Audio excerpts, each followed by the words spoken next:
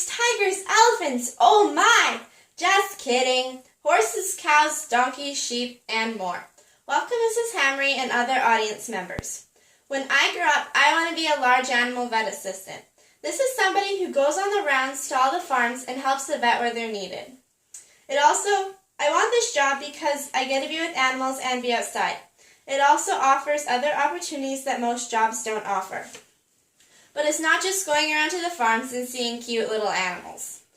When you start this job, you'll be cleaning and setting up the vet's tools, going on the rounds with the vet, and emergency calls, scheduling the appointments and keeping the patient's records, taking samples from the animal and preparing them for surgery. When you're not on the calls with the vet, you'll also be doing odd jobs around the clinic.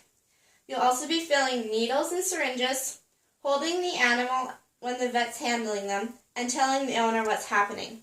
You need to be a quick thinker, have organization skills, know about each kind of farm animal and how to handle them, the sicknesses they can get, and the treatments for each of the sicknesses.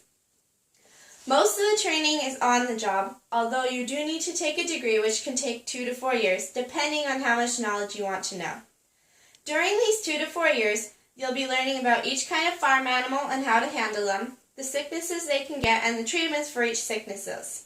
You'll also be learning how to take their heart rate, weigh them, and take samples from the animal, such as blood and tissue samples.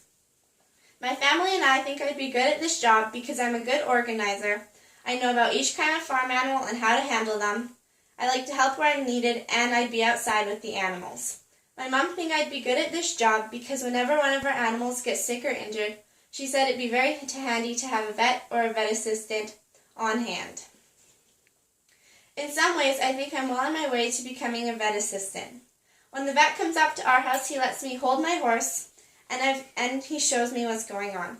I've seen teeth floated, I've given needles and vaccines, and I've wormed animals.